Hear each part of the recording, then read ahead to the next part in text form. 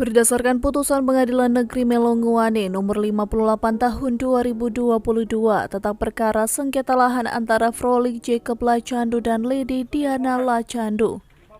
Dalam perkara tersebut, Pengadilan Negeri Melongowane langsung mengeksekusi sebidang tanah seluas 308 meter persegi yang berada di Kelurahan Beo, Kabupaten Talaut berdasarkan risalah lelang nomor 382/2005 tanggal 14 Desember 2005. PDT TTX garing 2022 garing PNMGN demi keadilan berdasarkan ketuhanan yang Maha Esa.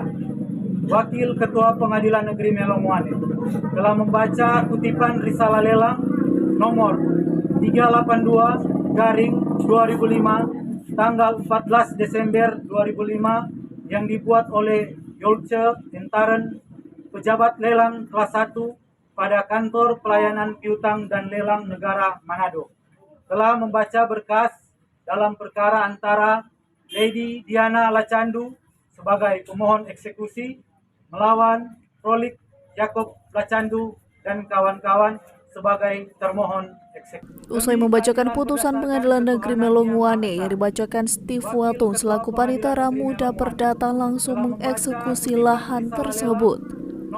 Meski proses eksekusi tetap dilakukan, namun pihak pelawan dalam hal ini Frolik Jacob Lacandu melalui adik kandungnya mengaku keberatan atas proses eksekusi yang dilakukan pihak Pengadilan Negeri Melongowane. Ia mengatakan proses eksekusi yang dilakukan Pengadilan Negeri Melongowane bukanlah hasil putusan persidangan, melainkan berpedoman pada risalah lelang yang perkaranya pun masih berproses. Lawyer kami sudah melakukan banding dan sudah terdaftar di Pengadilan Melongowane secara online. Dan persidangan akan dimulai pada tanggal 1 Agustus 2023 secara online. Kami sudah dapat data dari lawyer dan kami sudah dikirim oleh lawyer tentang tanggal dan jam untuk melaksanakan sidang tersebut. Peluang untuk kita berperkara itu sangat besar karena kita punya gugatan banding sudah diterima oleh Pengadilan Negeri Melongowane. Bukti pendukung dalam kasus ini kami sudah siap semua, lawyer kami sudah siap.